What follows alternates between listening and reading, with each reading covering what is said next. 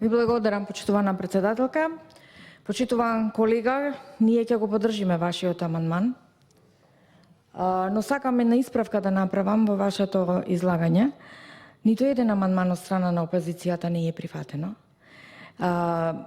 Бидејќи вие не поделивте некако опозиција од македонскиот блок и опозиција од албанскиот блок, никогаш што не сакам да го правам. Ние сме сите граѓани на Република Македонија. Амандманите ваши кои што ги предлагате, јас ги сметам како амандмани кои што се од исклучителна важност за сите граѓани кои што живеат во тој регион без разлика од која етничка припадност доаѓаат, и секогаш така сме настапувале, барем ние од ВМРО-ДПМН, исто така и колегите од Социјалдемократскиот сојуз.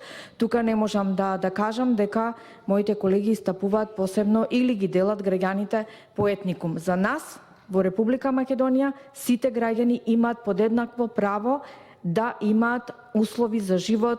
И кога сме на сферата на инфраструктурата, да, од исклучително значење ова патна делница поврзување на Струга со граничниот премин Ќафасан, која што е во исклучително лоша ситуација.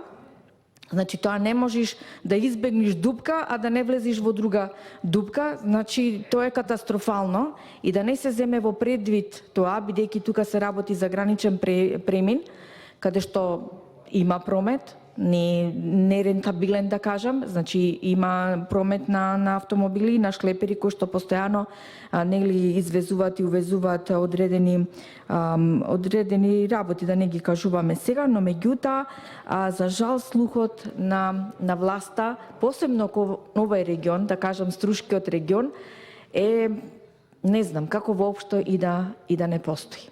Ниту еден проект, еве видете кој проект во буџетот за 2020 година ќе се реализира во делот од каде што ние доаѓаме, од каде што сме пратеници, и за жал ниту амандманите кои што се поднесени од опозицијата и од пратениците кои што доаѓаат токму од овој регион не наидуваат на одобрение од страна на Министерството за финансии. Но верувам дека граѓаните ќе ценат кој и како и на кој начин ги вреднува и на кој начин им враќа, па во идниот период ќе знаат како и на кој начин да и тие да вратат кон одредена политичка партија. Што се однесува кон автопатот кон Блаце, веќе го чекаме колку 3 години од доаѓањето на оваа власт, кој што кажуваат само што не отпочнале со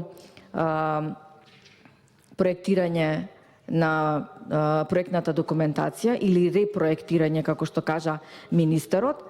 Зошто не отпочната? После тој кажа дека тоа е потребно, не може од денес за утре, него подолг временски период, 12 месеци, 18 месеци, 24 месеци, но тоа не важело за власта кога била порано. Тие можеле вака да ги носат проектите, значи веднаш, ад хок.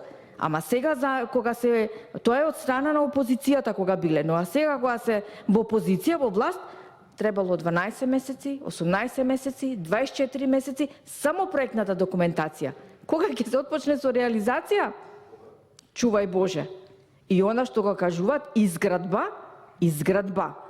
Имавме една дебата со почитуваниот министер и расчистивме што е изградба, а што е реконструкција. Тие нели вете изградба на 500 километри автопатишта и на, не знам, 770 километри регионални патишта, како што е во случајот и вашето барање за реконструкција на патот Струга Ќафасан. Ништо од тоа. Ништо. Знаете како направија и како им е отчетот? Пополнување на дупки, цела должина на регионален пат, кажано дека се реконструирал. 4 километри од делницата реконструирана, цела должина на делницата ја кажува дека е реконструирана.